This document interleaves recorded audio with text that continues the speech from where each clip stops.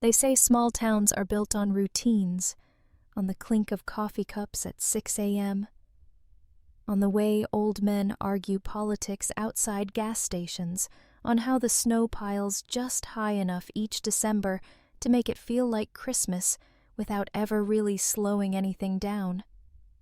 For me, it was always the bell above the library door. That soft, metallic chime marked the hours of my life more than clocks ever did. I was 24 that winter. I worked the front desk of the town library in Fairbridge, Minnesota, a place so small it didn't even have a traffic light. Just 2 diners, 1 laundromat, and 3 churches. We didn't have much, but it was quiet, safe, predictable, which, for someone like me, was both a comfort and a cage. I showed up every morning 15 minutes before we opened, whether it was raining or snowing, or too cold for the wind to make noise. I'd sweep the salt off the steps, unlock the creaky front door, and brew a pot of coffee no one ever drank except me. Same motions, same books, same town gossip in hushed voices between the shelves. Life passed slowly, like fog rolling over a frozen lake. People often told me I had a peaceful job, and maybe from the outside it looked that way. But peace isn't always joy. Sometimes it's just the absence of change. I wasn't unhappy, but I wasn't anything. I hadn't traveled. I'd never dated. I hadn't seen the ocean. My life was a series of dog-eared pages with nothing bold enough to underline. I lived alone in a small apartment above an antique store, the kind of place where the floors squeaked and the heater coughed all night. But the rent was cheap, and no one ever knocked on the door unless the owner downstairs needed help carrying boxes. I didn't have family. Foster homes came and went, and I never stuck long enough to be remembered. No birthdays, no holidays, just gaps I learned not to talk about. I read a lot. That was my world. Pages didn't leave. Stories stayed when people didn't, and I had long since decided that this would be enough. No surprises, no risks, no chance of being someone else's regret. That's how I saw life then. A thing to be endured quietly, not lived loudly. But I remember the day he walked in because the wind blew harder than usual. It rattled the window panes and made the trees moan like something old was waking up. And when the door opened, the bell didn't chime.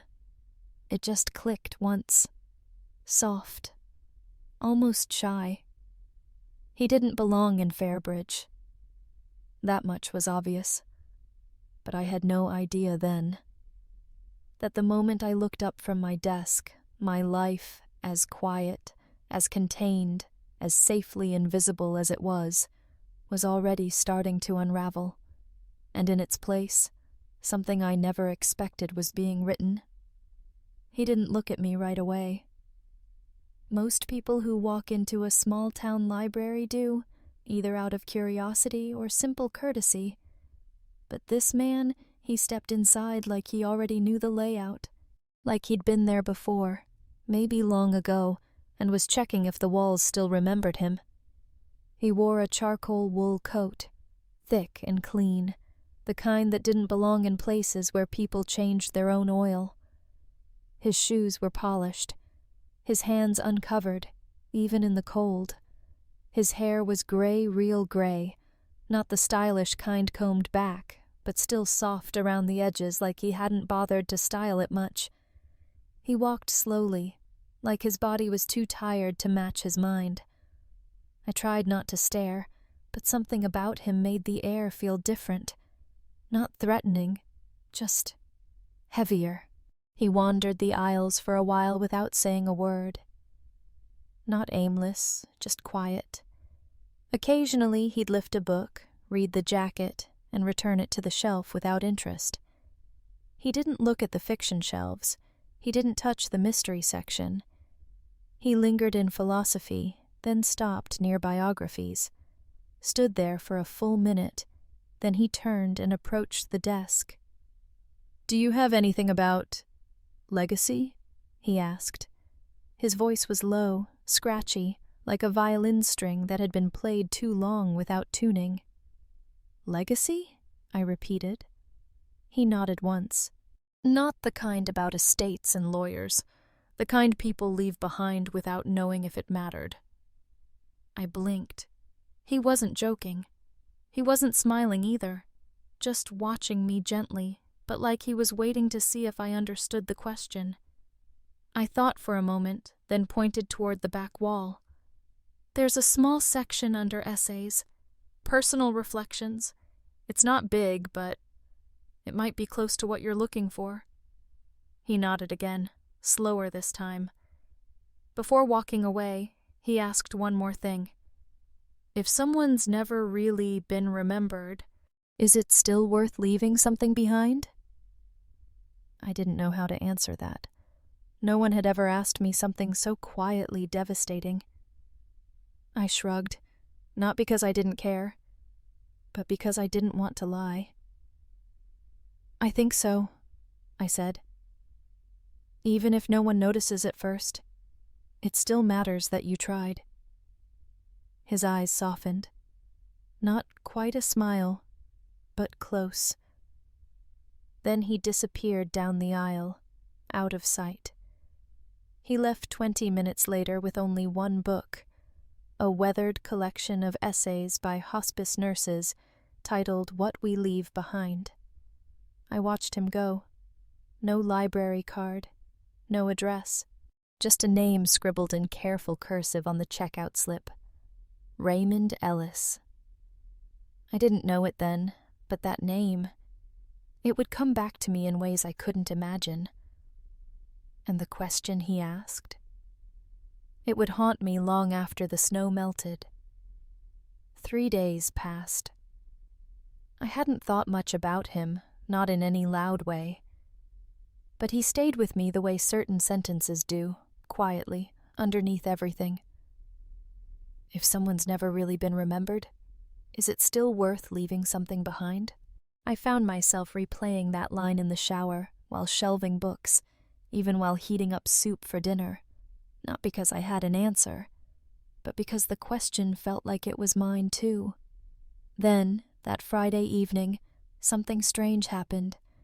I was sitting on the worn-out couch in my apartment, half watching the local news while folding laundry.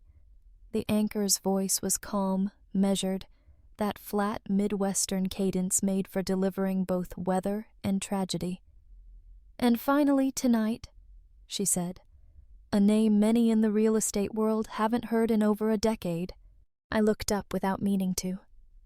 The screen filled with a grainy photo of a younger man in a tailored suit, shaking hands with city officials. He looked thinner then, sharper around the eyes, but I recognized him instantly. It was him. "Raymond Elias," the anchor continued, "former CEO of Everford Developments and the man behind several major housing initiatives in the late 90s and early 2000s, has issued a rare public statement this week after years of living out of the spotlight. The statement, released through his longtime attorney, confirms that Ellis has been diagnosed with ALS, also known as Lou Gehrig's disease, and has returned to his hometown of Fairbridge, Minnesota, to spend the remainder of his time in quiet reflection. I dropped the shirt in my lap. Fairbridge. He said nothing about being from here, and nothing at all about dying.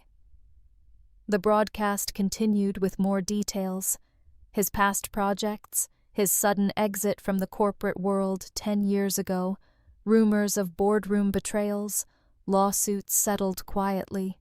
Then came a quote from his statement, and it hit harder than I expected.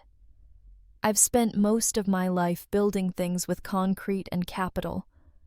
Now I'd like to build something that doesn't need walls to last." I muted the TV, sat there in silence.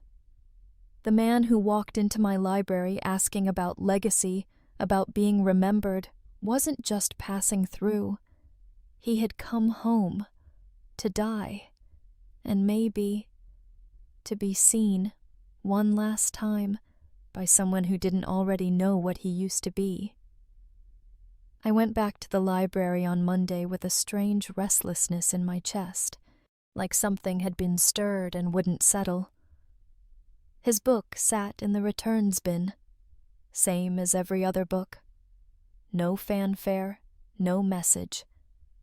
Except for one thing. Inside the back cover, on a folded note card, he had written, "Thanks for not answering with a quote. That mattered." R.E. No phone number, no address, just those 9 words. And suddenly, I realized something else. He hadn't come looking for a book. He came to ask a question, and maybe to see if anyone would still bother to answer. I looked out the window that morning as snow started to fall again, soft and steady, and I wondered what kind of man would walk into a library just to find a stranger and ask them how to be remembered. I didn't know it then. But he wasn't done asking. I used to think silence was safety. When I was 8, I learned how to fold my feelings into nothing. In the foster system, nothing got you fed, clothed, and if you were lucky, ignored. Nothing meant no one got mad. Nothing meant you might last longer than 3 weeks. There were 10 houses before I turned 12, each with its own rules. Some had lists taped to the fridge. Some had locks on pantry doors. Some had fists that came faster than words. But they all had one thing in common. You were always temporary. The trick was never getting too comfortable. Never asking for seconds. Never calling anyone Mom unless they told you to, then only in front of guests. At night, I used to lie awake and count the cracks in the ceiling or trace words into my pillowcase with my finger. Sometimes I made up fake birthdays for myself, different months, different cakes, different faces in the room singing to me. They all felt equally imaginary. I never stayed long enough to finish a school year in the same district. By the time I was 16, I'd stopped bringing my backpack home. What was the point? People always say kids are resilient, but that's just a polite way of saying we get used to being forgotten. When I turned 18, I aged out. No party, no speech, just a garbage bag full of clothes and a list of shelters. I didn't go to any of them. Instead, I found a job shelving books at the Fairbridge library and lied about my address to get hired. It became the only place where no one asked me where I came from. Books didn't care if I'd never been adopted. They didn't mind that I flinched when people raised their voice, or that I still hoarded granola bars in the back of my sock drawer. They just let me be. That's why Raymond's question hit me so hard, because no one like me was supposed to leave anything behind. We came in and out of the world like fog through trees, noticed only by what we blocked and how quickly we vanished. But when he asked if it was worth it to try, to leave something, even if no one remembered, he wasn't just asking himself. He was asking me. And deep down, I wanted to know too. People talk about loneliness like it's an event, a breakup, a death, a move, something sudden that knocks the wind out of you. But mine didn't arrive like that. It wasn't a moment. It was a condition. It was brushing my teeth alone every morning and forgetting if I'd said a single word out loud all day. It was finishing dinner and realizing I'd eaten the same thing for 3 years because no one ever asked what I liked. It was walking home past the same porch lights every night and wondering if anyone would notice if I just didn't show up tomorrow. Loneliness, for me, wasn't loud. It was background noise, constant, soft, but always there. I didn't have friends, not really. The other girls I worked with at the library came and went, college students doing part-time shifts before they moved on to lives in bigger cities with warmer winters. They invited me out a few times, coffee, a movie, but I always had an excuse. Eventually they stopped asking. And I was relieved, because when you spend enough time being temporary, you learn to stop reaching. As for love, that felt like another language, one I was never taught. I'd never been kissed, never held someone's hand just to feel close. I told myself I wasn't missing much. That romance was overrated. But sometimes late at night, when the air got still and even the streetlights outside felt far away, I would catch myself staring at the ceiling, wondering what it would be like to have someone roll over and whisper goodnight. Not sex, not heat, just presence. Someone who stayed. I once overheard a patron at the library say, "Home isn't a place, it's a person." I wrote that down, taped it to the inside of my kitchen cabinet, stared at it every time I reached for a mug, and every time the words stung a little more. Because I didn't have a person. I didn't have a home. Just this small apartment, this quiet job, and the books that never asked me to be anyone but who I was. That's why Raymond's visit shook something loose in me. Not because he was dying or mysterious or once famous, but because he looked at me like I wasn't invisible. He spoke to me like I mattered, like my thoughts weren't just page fillers in someone else's story. And more than that, he had asked a question I had buried so deep. I didn't know I still needed the answer. Maybe that's why I started looking out the window more, checking the sidewalk to see if he'd come back. I didn't know what I'd say if he did. But for the first time in a long time, I wanted to find out. The second time I saw him, he didn't speak right away. He came in just as the wind picked up, coat collar turned against the cold, snowflakes clinging to his sleeves like he hadn't bothered to brush them off. He looked tired, but not in the way old men look tired. This was something else. He moved slower. His hands shook slightly as he placed the book in the return slot. What We Leave Behind. I expected him to leave right after, but he didn't. He stood near the front desk, looking at the community bulletin board, though I could tell he wasn't reading any of it. Eventually, I said, "Find what you were looking for?" He turned. There was something new in his face, a weight, a kind of quiet that didn't come from silence, but from having held your tongue for too many years. "I'm not sure yet," he said. "But that book, it made me think about what it means to be remembered for something other than what you built." I nodded, not out of politeness, but because I knew exactly what he meant. He gestured toward the chairs by the front windows. "Do people sit there, or is that just decoration?" That was how our first real conversation started. We sat for almost half an hour, not saying much, just sipping coffee from paper cups I kept in a drawer for the occasional long shift. He asked about the library. I told him it was the only place in town that didn't expect me to smile all the time. He didn't laugh, but he did say, "Sounds like a good reason to stay." I asked about him, lightly, careful not to cross a line. He said he left a long career behind, said he was tired of being seen as a headline, said he didn't miss the buildings he owned, just the people he never got to know outside of meetings. That's when it hit me.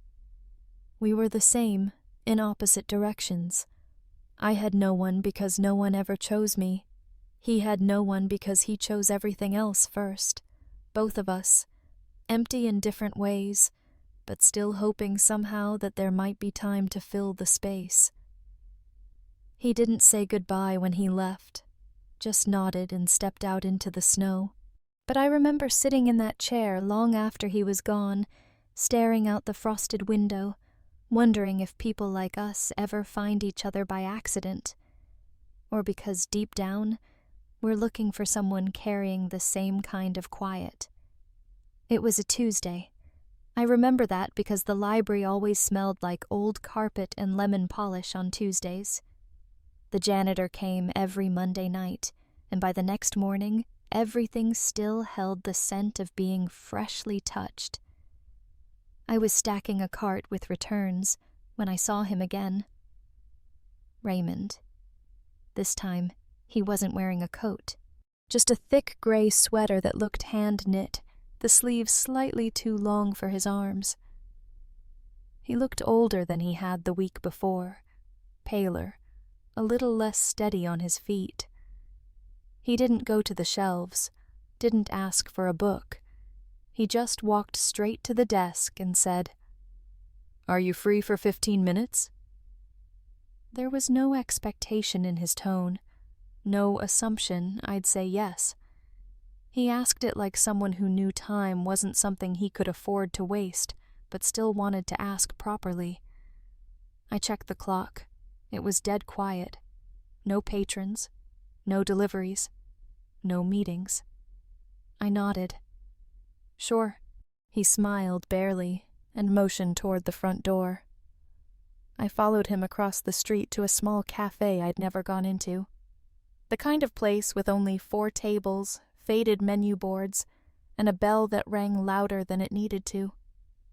We sat by the window.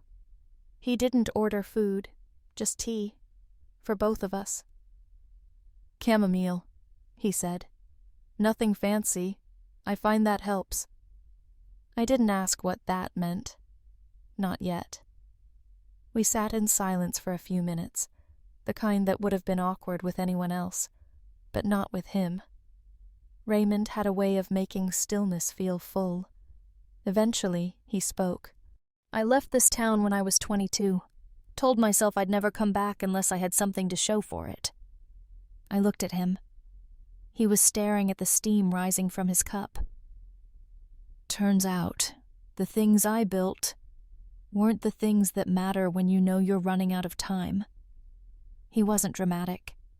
He didn't sigh or gesture or try to impress me with regrets. He just stated it like a man naming a truth he'd fought long enough to finally accept. "I've been thinking about what's left, what I'm leaving behind."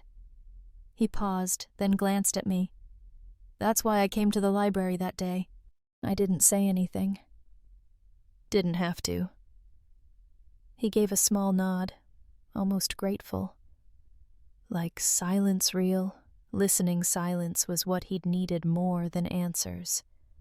And I realized, in that quiet room with the chipped mugs and the humming radiator, that I wanted to know more. Not about what he built, but about what he'd lost.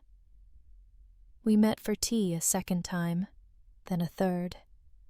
Always the same cafe, always chamomile. He never asked anything personal, never pried.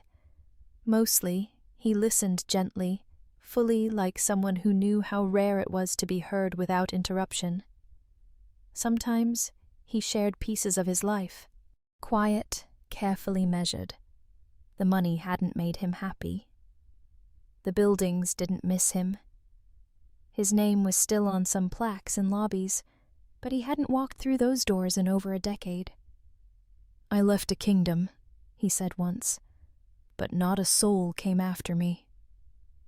On the 4th visit, he asked me to walk with him, just around the park. Snow was starting to melt. The sidewalks were a patchwork of slush and sunlight. We stopped at a bench overlooking a frozen pond. He didn't sit, just stood with both hands resting on the back of the bench, breathing carefully. Then he said it, plainly, quietly, no preamble. "I want to ask you something, and I know it's too much, but I also know there isn't anyone else I can ask." I didn't speak. My pulse ticked faster. He turned to me. "I'm dying, Claire. We both know that.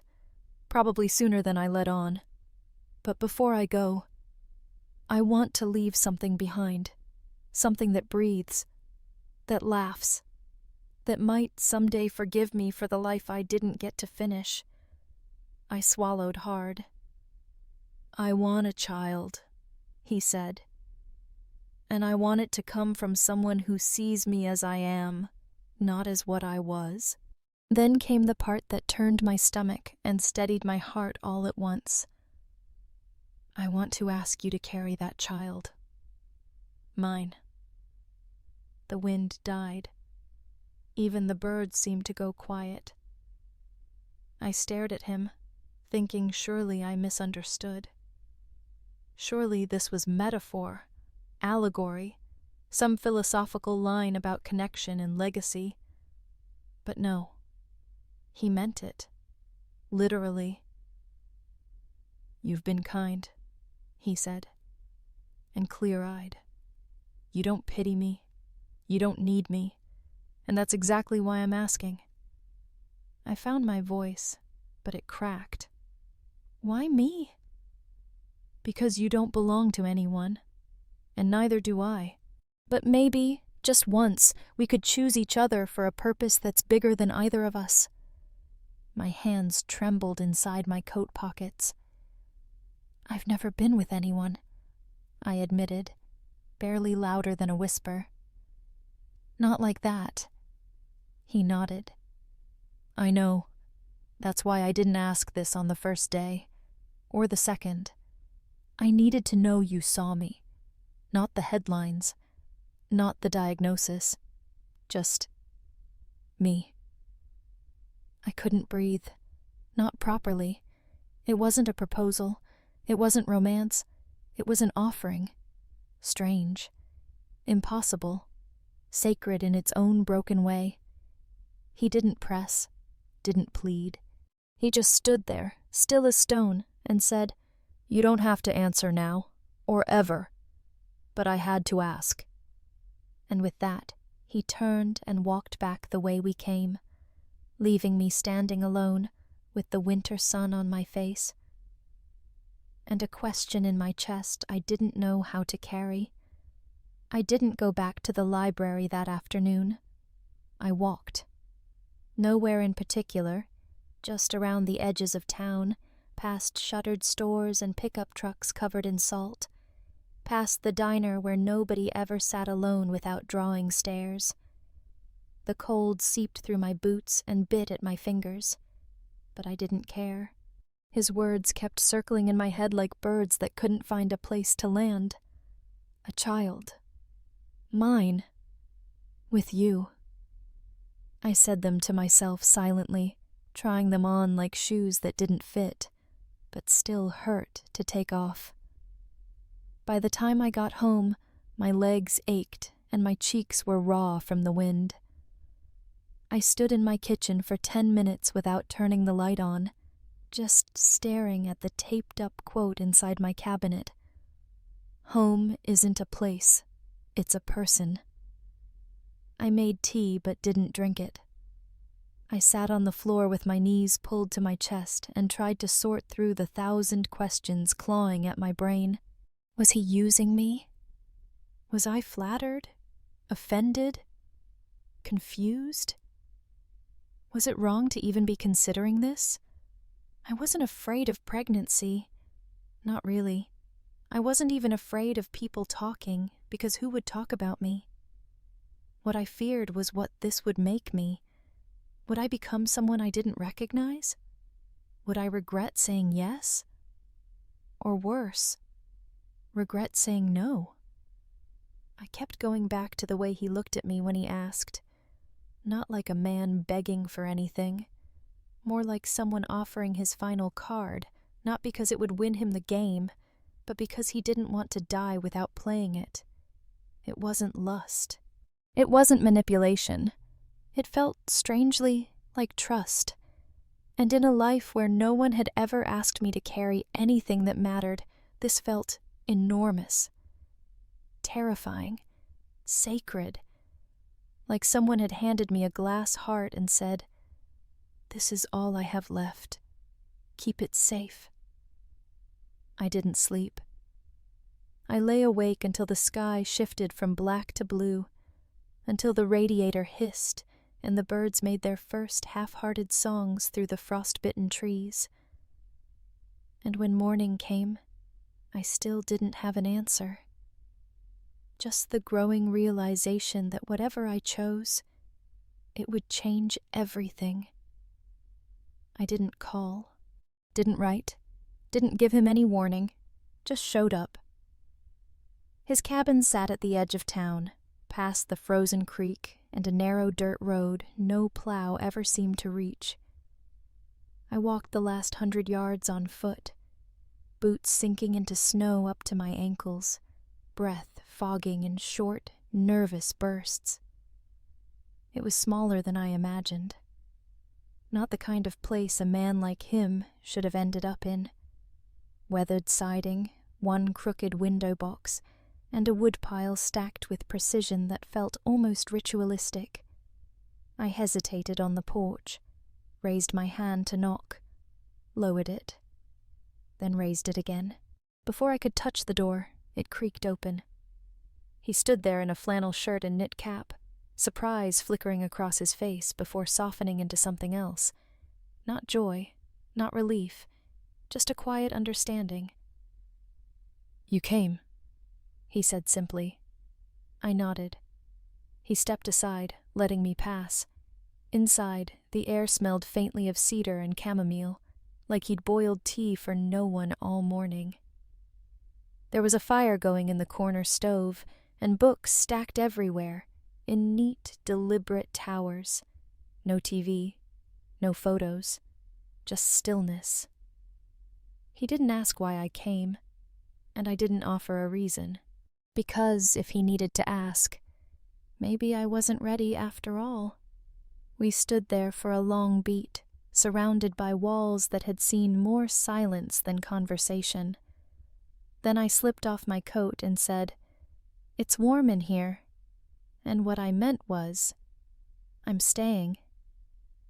He made tea, not because we needed it, but maybe because neither of us knew what to do with our hands. We sat at the small kitchen table, steam rising between us like a third presence in the room. The only sound was the soft crackle from the fire and the distant groan of trees shifting in the wind outside. He didn't ask if I was sure. He didn't ask anything at all. And somehow, that made me trust him more. When I finished my tea, I looked at him. His hands rested on the mug, knuckles pale, fingers still as stone. There was no hunger in his eyes, just reverence, like he was waiting not for permission, but for a moment that felt real. He stood slowly, his joints stiff, and extended his hand, not in assumption, but in offering. I took it. He led me to the bedroom with care, like we were stepping into a place not meant to be disturbed. It wasn't romantic. It wasn't seductive. It was simple, sparse. The sheets were clean, a blanket folded with military precision at the foot of the bed. When we lay down, it wasn't rushed. He touched my hand first, just held it, as if to say, "We're here together now. Nothing more needs to happen until you're ready." And I was. Not because I fully understood, but because I didn't want to be untouched by life anymore. He brushed a piece of hair from my cheek and whispered, "You're not doing this for me. You're doing it with me." That mattered more than I knew how to explain. When our bodies met, it wasn't a performance. It was awkward, quiet, unsure. But it was honest. He moved with care, pausing whenever I flinched, watching my face more than anything else. And when it became too much, when I needed stillness, he simply held me, whispered things that didn't ask anything back. "I've got you. You're safe. This isn't taking.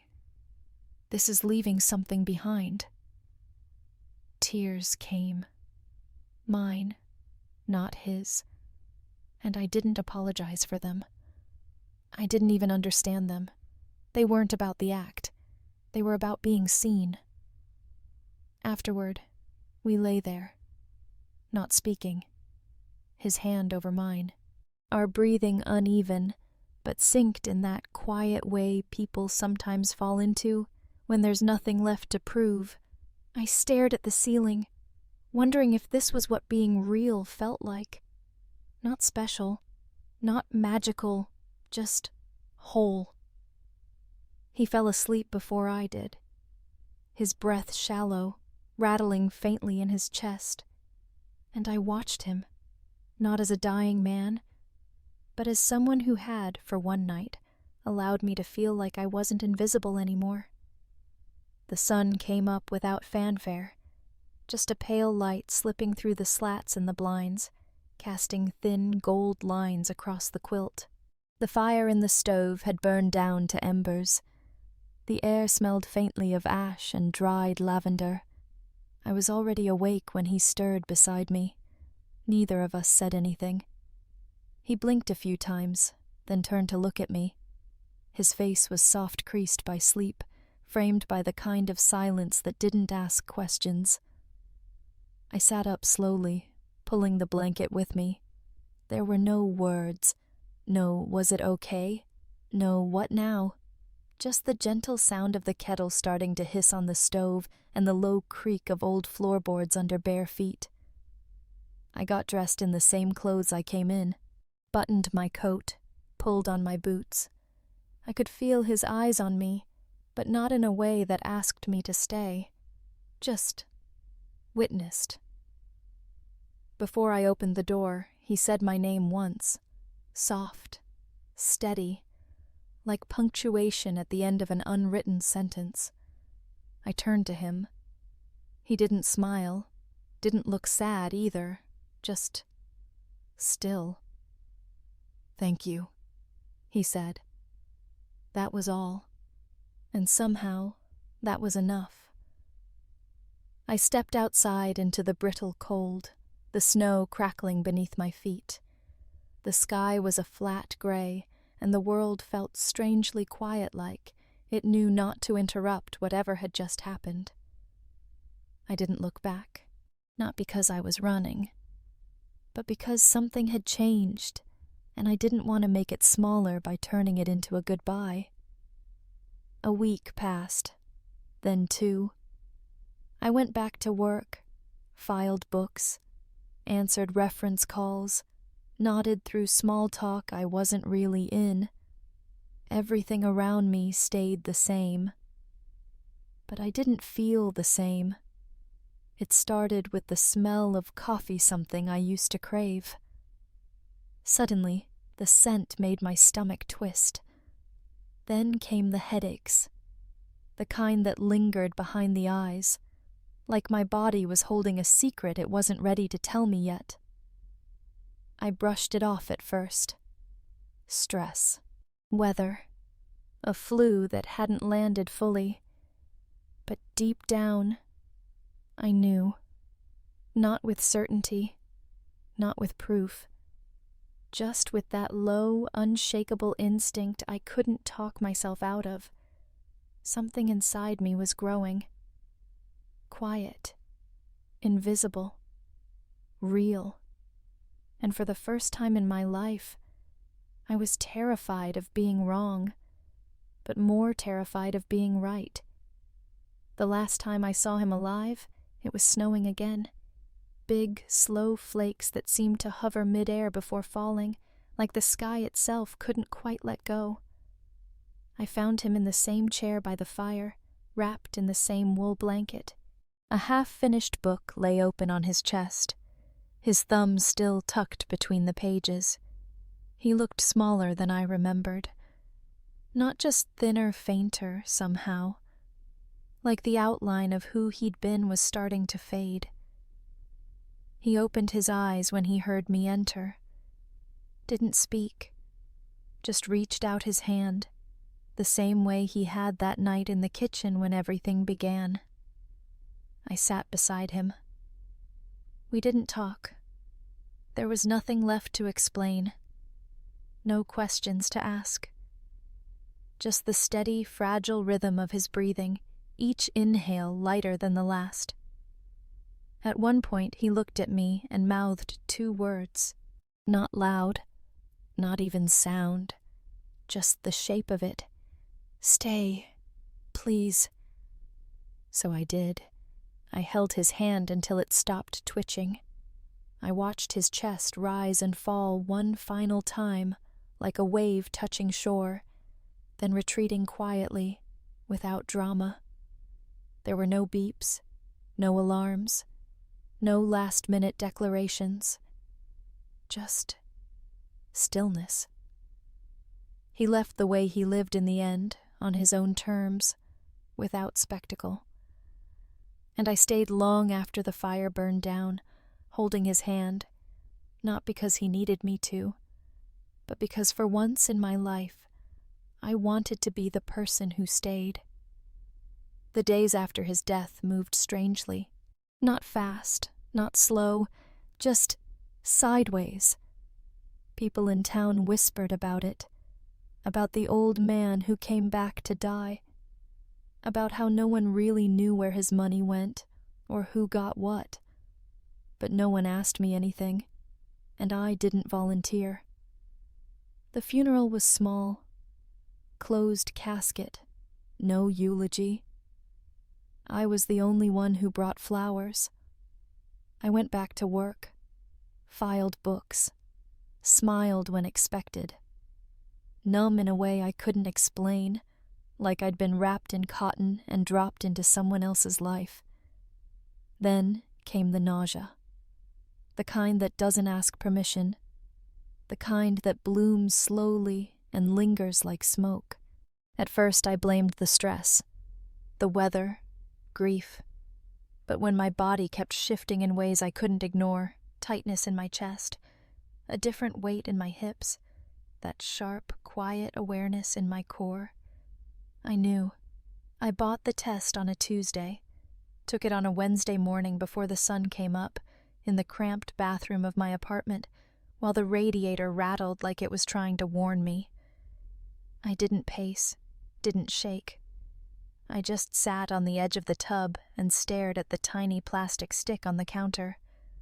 One line appeared quickly, then the second.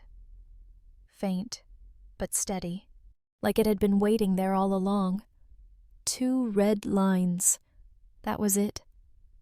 No sound, no angel choir, just color. I didn't cry, didn't smile. I just breathed.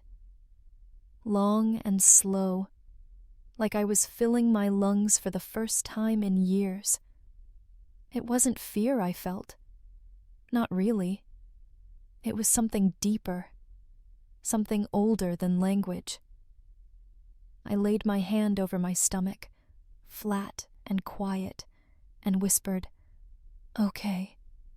Not because I understood, not because I was ready, but because for the first time in my life, I wasn't empty, and because somehow, in the most improbable way, he had stayed. It came in a plain envelope. No return address, no logo, just my name, Claire written in his careful, slightly crooked handwriting, the kind that belongs to men who used to sign checks but haven't held a pen steadily in years. I found it tucked inside the front cover of What We Leave Behind, the very book he checked out the first day we met. The librarian in me noticed the symmetry. The woman in me felt her chest tighten before she even opened it. The paper was thick, real stationery, the kind reserved for important things, births, deaths, or regrets that couldn't be spoken aloud. There weren't many lines. Raymond never wasted words. "Claire, if you're reading this, it means I'm gone, and you stayed. That means more than I could ever explain. There are things I spent my whole life trying to build. Most of them were made of steel and stone. None of them will hold a candle to what we made that night. I didn't ask you because I wanted control. I asked you because I had nothing left to offer but honesty. You gave me more than I deserved. Your trust, your presence, your truth. If a child comes of this, know that it was born not from desperation, but from choice, from the quiet, impossible hope that two people like us, unclaimed, unchosen, could leave something behind that mattered. I've arranged everything. You'll find the documents with my lawyer. No one will question your right to walk forward from this with your head high. Thank you for seeing me. Thank you for staying. R. I folded the letter carefully and held it to my chest. Not because it hurt, but because it didn't. For once, nothing about this felt borrowed. It felt like mine. I used to believe I was born to disappear. Not in a tragic way. Just quietly. Like a name no one remembers from an old yearbook. Like a seat at the back of a classroom no one ever missed.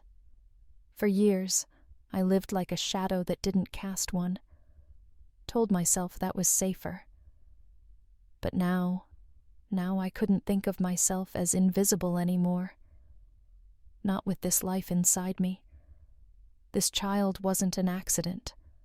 Wasn't a consequence. It was a decision. One made by two people who had nothing left to trade, but still chose to give. I stood in front of the mirror that night and looked at myself. Not the way I used to, scanning for flaws or signs of age, but truly looked. My hand rested over my belly, still flat, still silent, but not empty. "I've got you," I whispered. And I meant it. Whatever came next, questions, judgment, loneliness, I would face it. Because for the first time in my life, I wasn't carrying silence. I was carrying someone. And that made me someone too. It started with a phone call I let go to voicemail, then another, then a knock on my apartment door I didn't answer. I knew it would come eventually. I just didn't expect it so soon. And not like this. The woman at the door wore grief like a tailored coat. Elegant, pressed, and too pristine to be real.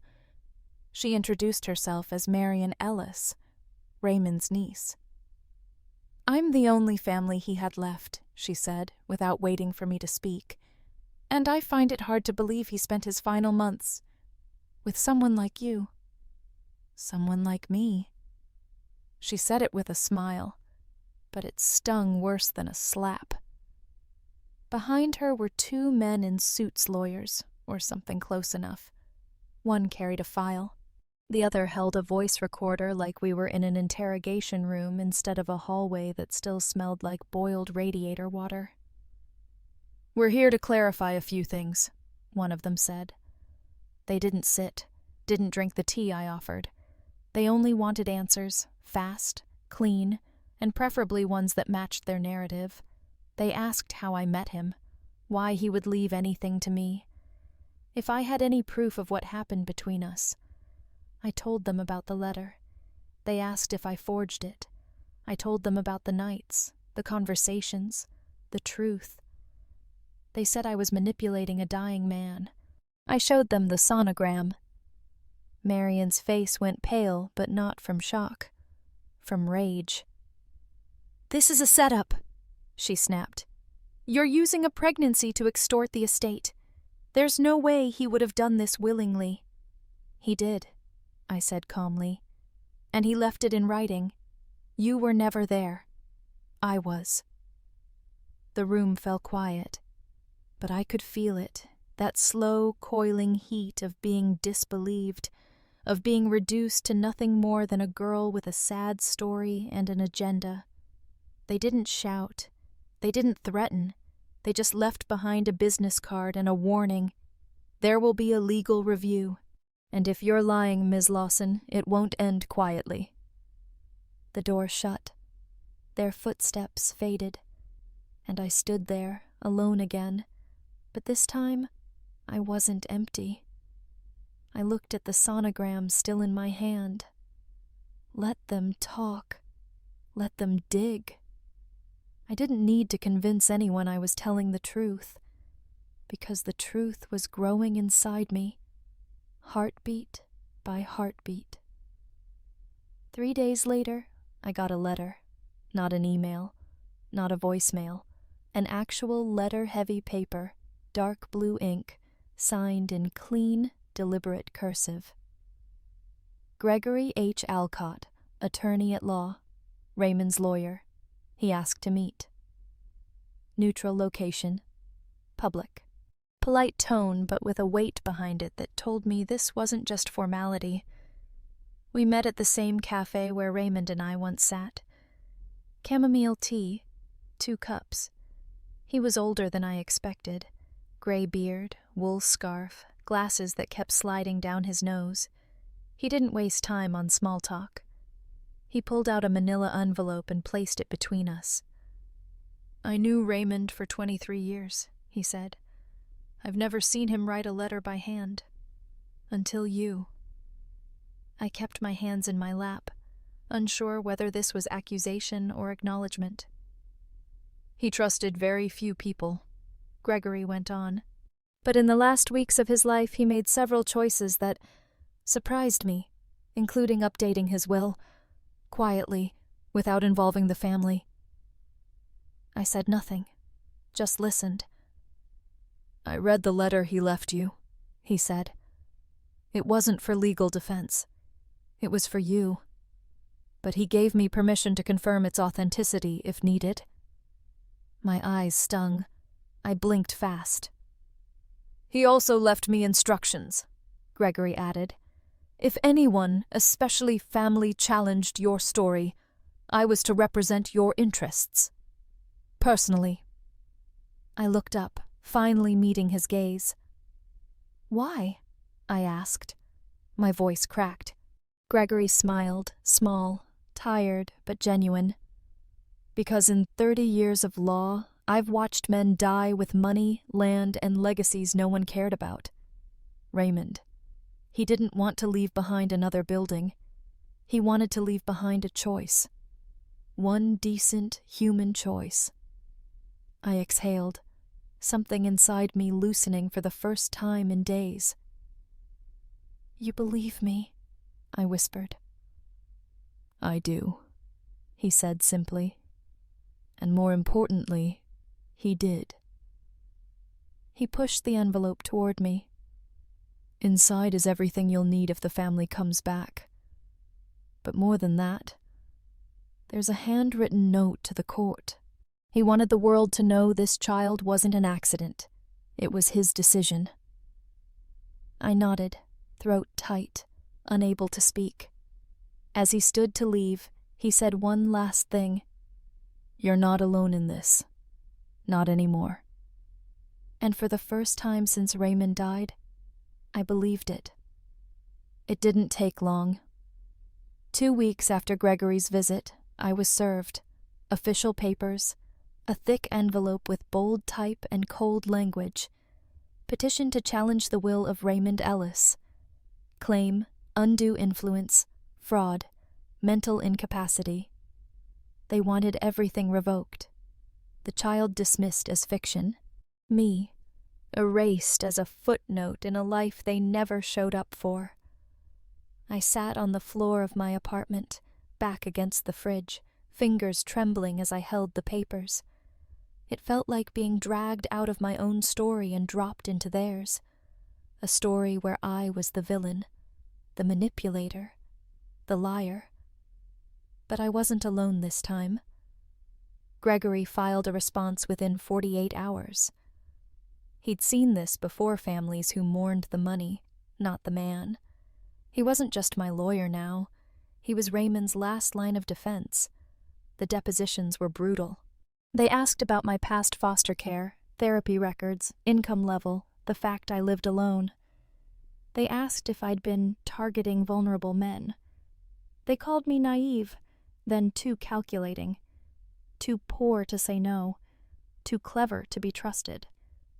I answered every question, calm, direct, no apologies. Gregory told me later I reminded him of Raymond in those moments, clear-eyed and unshakable when it mattered most. They submitted expert testimony, trying to claim Raymond wasn't of sound mind when he updated the will. But we had letters, medical records, witnesses who saw him at the library, sharp and deliberate. We even had the cafe owner who remembered us coming in every week, always together, always quiet, always present. What they didn't have was him, and what they couldn't undo was the truth he left behind. Still, it dragged on. 4 months, then 6. Hearing after hearing. Legal language stacking up like bricks between me and peace. But I never wavered, because every morning I felt the life growing inside me.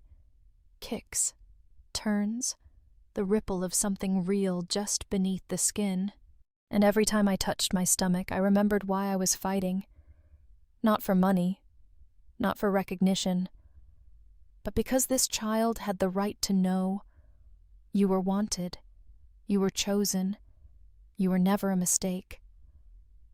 The final hearing came in early spring, a rainy morning, pale light through courthouse windows. Gregory stood beside me as the judge read the ruling. The will stands, the child's rights are protected. Claire Lawson's guardianship is legally recognized. I didn't cry.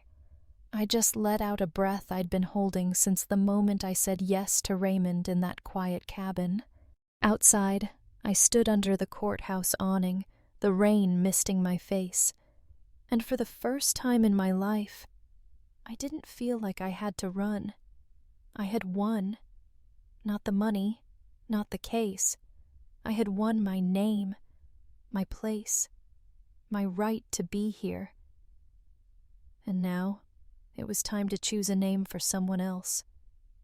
There was no one in the waiting room, no flowers, no camera flashes, no anxious relatives pacing the hallway, just a nurse with kind eyes, a quiet delivery room, and the low hum of machines keeping rhythm with my breath. Labor came slower than I expected. 12 hours, then 14. Time stretched and folded in on itself until it no longer meant anything. The pain was sharp, raw, but not frightening. I'd felt worse kinds of pain before, the kind that empties you from the inside out. This was different. This was pain that built something. And when it was finally over, when the nurse placed him on my chest, wrinkled and wailing and impossibly real, I didn't cry. I just stared at him, wide-eyed, silent, like I was meeting the universe for the first time in the shape of a boy. "Elias," I whispered. The name felt warm in my mouth. It had been Raymond's middle name. I found it on an old document Gregory gave me after the trial, but it also meant Yahweh is my God. Not that I was religious, but something about that felt right. Something bigger than me had brought him here. He opened his eyes once briefly, and I swear, in that blink of blue-gray haze, I saw not just the man who came before him, but the future I never thought I'd have. And for the first time in my life, I felt whole. The house was small, not much more than a cottage, really. 2 bedrooms, a narrow porch, faded green shutters that creaked when the wind got impatient. But the moment I stepped through the front door with Elias in my arms, I knew this was home. It wasn't in town. Gregory helped me find it, tucked away at the edge of a quiet road, overlooking a field that turned golden in the fall and froze silver in the winter. "Something peaceful," he'd said. "You've earned that much." I moved in when Elias was 3 months old. By then, he'd already learned how to smile in his sleep and scream with full-body conviction when he wanted milk. I was still figuring it all out, how to swaddle properly, how to function on 3 hours of sleep, how to keep track of the days when they all blurred together. But I was learning, and more importantly, I was staying. Every room in the house carried something I'd never had before: permanence. The nursery wasn't fancy, just second-hand furniture, a hand-sewn quilt from a woman at the library, a mobile of wooden stars I made myself. But it was real. It was ours. I got a part-time job cataloging archives at the town museum. Elias came with me most days, napping beside shelves of dusty photographs and handwritten letters. The curator never complained. He said the baby brought life to the dead paper. I planted herbs by the kitchen window, bought a used rocking chair, learned to bake banana bread that didn't burn at the edges. There were hard days, of course there were. Diapers at 3 a.m., fevers that sent panic crawling up my spine, moments I missed Raymond so much I could feel it in my bones. But the quiet between those moments, it was full. Not lonely, just still. Like I'd finally stopped running. Some afternoons, I'd carry Elias out to the porch, press him to my chest, and hum while the wind stirred the grass. And in those minutes when he rested his tiny hand on my collarbone, when his breathing matched mine, I no longer felt like a girl from nowhere with nothing to her name. I was a woman who stayed, a mother who chose, and a soul who, somehow, had come home. Being a mother didn't come naturally to me. There were no instincts that clicked into place overnight, no grand aha moment where I suddenly knew what to do. It was slow, messy, built from trial and error, from midnight Googling and quiet guesses. But every morning I woke up, I tried again. Elias grew fast. He was a quiet baby, wide-eyed and observant. He loved light lamps, windows, the shimmer of sun off a glass of water. He'd stare at it like he was remembering something older than both of us. Some days, I was afraid. Afraid I wasn't enough. Afraid I'd pass down my silence, my sadness, my long history of being unwanted. But then, he'd reach for me. Not just when he was hungry or tired, sometimes just to be near. To rest his hand on my chest like he was making sure I was real. And in those moments, I healed. Not all at once, but piece by piece. The girl who once stood alone at the edge of the world watching families through windows, pretending she didn't want what they had, was fading. In her place stood a woman with cracked hands and tired eyes, but also with a laugh that came easier now, and a reason to keep showing up. I read to Elias every night, not just stories, but bits of myself, old journal entries, letters I never sent, the poem I wrote when I was 16 and convinced love would never find me. He couldn't understand the words yet, but I read anyway, because something told me he felt them. Some days, I still missed Raymond. I wished he could have seen the way Elias smiled in his sleep, the way his hair curled damp at the nape after a warm bath, the way he already furrowed his brow when something didn't make sense, just like his father.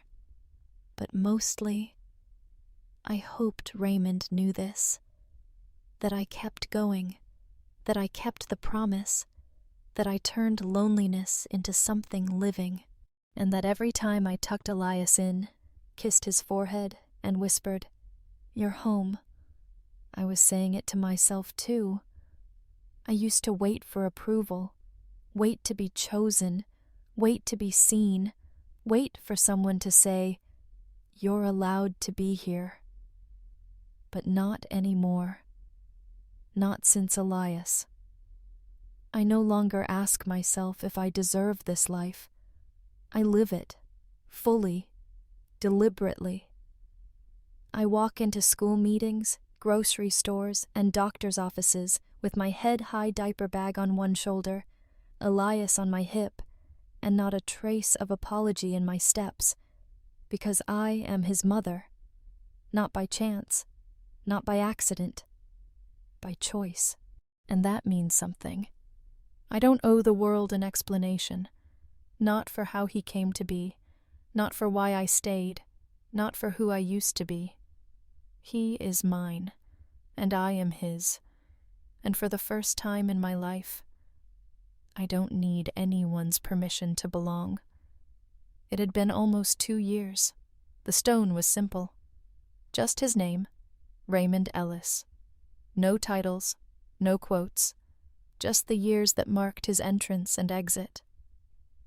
I stood there in the quiet morning, Elias on my hip, still blinking the sleep from his eyes. The cemetery was mostly empty, just wind through bare trees and a squirrel darting between headstones. I laid a single white tulip at the base of the marker. "Hey," I whispered. It felt strange, talking aloud to stone, but I knew he was here. Not in a mystical sense, just in the weight I felt in my chest, in the way the wind stilled for a moment like it was listening. Elias reached out, touching the edge of the stone with his small hand. He didn't know what this place meant. Not yet. But one day, I'd tell him. I pulled a folded envelope from my coat pocket. It was worn soft at the corners. Raymond's letter. The one he left me. I hadn't read it in months, but somehow I'd memorized every word. I read it again now, aloud. Each sentence landed differently than before, because now I understood them not as promises, but as truths he had fulfilled. When I finished, I crouched beside Elias. "This is where your father rests," I said gently. "He didn't raise you. He didn't get the chance, but he gave you life, and he gave me you." The boy looked at me, then back at the stone. He didn't speak, just leaned his head against my shoulder, soft and sure. And in that moment, I felt something shift. Not grief, not regret, just peace. A quiet, steady knowing that we were exactly where we were meant to be. Before we left, I whispered 2 final words, barely louder than breath. "Thank you." Then I stood up, took Elias's hand, and together we walked away. Not away from Raymond, but forward into the life he helped us build. I used to think the greatest tragedy of my life was not being wanted. Years of moving through foster homes, blank spaces on emergency contact forms, birthdays no one remembered. All of it stitched a quiet belief into me that I was forgettable, disposable, temporary. But I was wrong, because now I look at my son, eyes full of wonder, mouth stained with berries, fingers constantly exploring the corners of a world I once feared, and I realize I was never meant to be forgotten. I was just waiting to arrive at the place I belonged, and that place was him. There are still hard days, bills, loneliness, nights when I wish I could pick up the phone and hear Raymond's voice, even just once. But there's not a single part of me that regrets the choice I made. Not the fear, not the judgment, not the solitude. Because what I got in return wasn't just a child. It was a reason to plant roots instead of run. A reason to soften my voice, to cook dinner even when I'm tired, to open the curtains and let the light in. Not for me, but so Elias can see the world start in gold. Raymond didn't leave me a fortune. He left me something harder to hold, but impossible to forget. A moment of faith. He believed in me when I was still learning how to believe in myself. That was his real gift. Not the letter, not the legal protection. It was that look in his eyes when he said, "You don't pity me. That's why I'm asking." He saw me, really saw me, and that gave me the courage to step into a life I didn't think I was allowed to want. So now, when Elias asks me, as I know he someday will, "Mom, was it hard?" I'll tell him the truth. Yes, but it was also the first thing I ever did that felt exactly right. And that's enough for me. There was a time I believed I'd leave no trace behind, no wedding photo in a dusty box, no framed degree, no recipe passed down, no memory that started with, "Remember when Claire?" I thought I'd be a name in a forgotten file, a bed in a group home someone else would sleep in next week. But today, I watched Elias run across our front yard, barefoot, wild-haired, yelling at clouds, and I knew I'd been wrong all along. I have left something behind, and it's beautiful. Not perfect, not easy, but true. Every book I shelved at the library, every box I unpacked in this little house, every night I held Elias through a fever or a bad dream. They've become part of something bigger than memory. They've become a life. I may never be written about in a history book. I'll probably never be quoted or studied or remembered beyond a few faces. But when Elias laughs, when he reaches for me, when he calls this place home without question, that's the echo I've left in the world. And it's enough. I didn't become a mother through a plan, or a marriage, or a miracle. It happened because a man with nothing left to lose looked at me and saw something worth trusting. Raymond Ellis is gone. But because of him, I stayed. I rooted. I grew. There are photos of him now on Elias's shelf. Not many, but enough. Sometimes Elias asks, "Is that my dad?" And I say, "Yes, that's the man who helped you get here." He never asks more. He doesn't have to, because love doesn't always need an explanation. Sometimes it just needs a place to land. I used to walk this world quietly, head down, voice soft, trying not to take up too much space. Now, I laugh loud in my kitchen. I sing off-key in the car.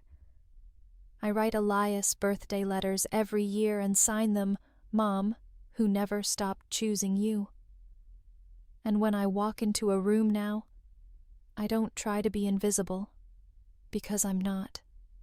I've lived, I've loved, I've left behind something real, and even if no one remembers my name, they'll remember his. They'll remember the boy with the steady eyes, the wild laugh, and a story that began in silence, but ended in light. I didn't disappear. I became.